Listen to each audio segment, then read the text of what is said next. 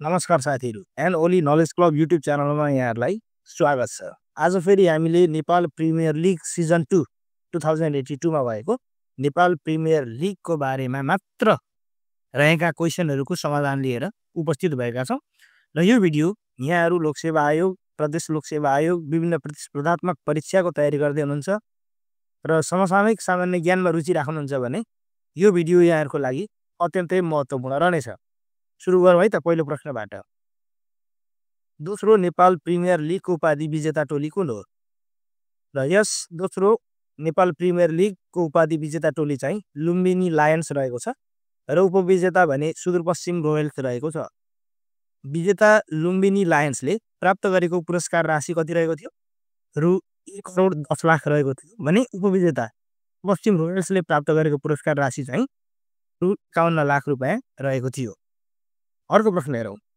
दोस्रो नेपाल प्रिमियर लिगमा कतिवटा टोली सहभागी थिए? जम्मा 8वटा टोली सहभागी थिए र तीहरू Janakpur bolts, Sudurpaschim royals, Kathmandu Gorkhas, Chitwan rhinos, Biratnagar kings, Lumbini lions, Pokhara avengers र कर्णाली याक्स रहेका छन्। अर्को प्रश्न छ, दोस्रो नेपाल प्रिमियर लिगको आयोजक को थियो? नेपाल क्रिकेट सङ्घ अर्थात् क्यान रहेको थियो। उद्घाटन खेल कुन कुन टिम बीच भएका थिए? काठमाडौँ गोर्खाज र जनकपुर बोल्ट्स बीच उद्घाटन खेल भएको थियो। र नेपाल प्रिमियर लिगमा जम्मा कतिवटा खेल भएका थिए भनेर सोध्यो भने चाहिँ 32वटा खेल भएका थिए। दोस्रो नेपाल प्रिमियर लिग कहाँ भएको थियो? त्रिभुवन विश्वविद्यालय अन्तर्राष्ट्रिय क्रिकेट मैदान कीर्तिपुर काठमाडौँमा दोस्रो नेपाल प्रिमियर लिग भएको थियो र यो दोस्रो नेपाल प्रिमियर लिग चाहिँ विक्रम सम्वत 2082 मङ्सिर 1 देखि 27 गतेसम्म भएको थियो। दोस्रो नेपाल प्रिमियर लिगको उत्कृष्ट खेलाडी को भएका थिए? रोहित पौडेल। उनले कार र मोटरसाइकल जितेका थिए भने उनी लुम्बिनी लायन्सका तर्फबाट खेलेका थिए। त्यसैगरी उत्कृष्ट बलर खेलाडी चाहिँ सन्दीप लामिछाने घोषित भए। उनले मोटरसाइकल जित्न सफल भएका थिए भने उनी विराटनगर किङ्सका तर्फबाट खेलेका थिए। दोस्रो नेपाल प्रिमियर लिगमा सर्वाधिक रन कसले बनाए? एडम सिङटनले बनाए। उनले 223 रन बनाएका थिए। उनी पोखरा एभेन्जर्सका तर्फबाट खेलेका थिए भने उनी इङ्ल्यान्डका बासिन्दा रहेका छन्। सर्वाधिक रन बनाउने खेलाडी को हुन् भन्ने प्रश्न रहेको छ। सर्वाधिक रन बनाउने खेलाडीमा पहिलो एडम रोसिङटन इङ्ल्यान्डका हुन्। उनी 323 रन बनाएका थिए भने पोखरा एभेन्जर्सको तर्फबाट उनले गेम खेलेका थिए। र दोस्रो चाहिँ रोहित पौडेल रहेका छन्। उनले 276 रन बनाएका थिए र उनी लुम्बिनी लायन्सका तर्फबाट खेलेका थिए। र तेस्रो व्यक्ति रहेका छन् विनोद भण्डारी।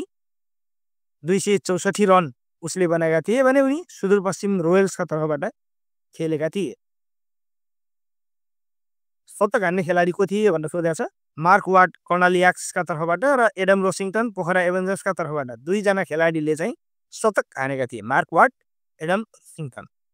सबैभन्दा कम बलमा अर्धशतक बनाउने खेलाडी चाहिँ को थिए त? भीम सार्की। 19 बलमा 50 रन बनाएका थिए उनले।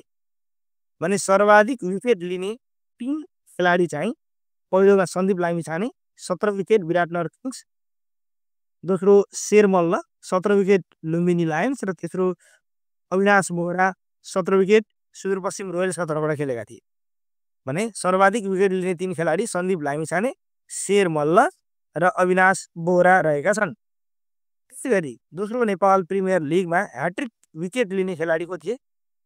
पहिलो ह्याट्रिक लिने थिए साहब आलम र दोस्रो ह्याट्रिक लिने थिए रोहित कुमार पौडेल। त्यसैगरी अर्को प्रश्न छ, प्लेअफमा पुग्ने पहिलो टिम कुन थियो? सुदूरपश्चिम रोयल्स र यही टिम चाहिँ फाइनलमा पुग्ने पहिलो टिम पनि थियो। भिडियो पुरा हेर्नुभएको यहाँहरूलाई धेरै धेरै धन्यवाद। भिडियो कस्तो लाग्यो लाइक कमेन्ट सेयर गर्न नभुल्नु होला। साथै भिडियो कहाँबाट हेर्दै हुनुहुन्छ कमेन्ट गर्न सक्नुहुनेछ। केही सल्लाह सुझाव भए कमेन्ट बक्समा लेख्नु होला। यहाँको दिन शुभ रहोस्। हवस् त, धन्यवाद।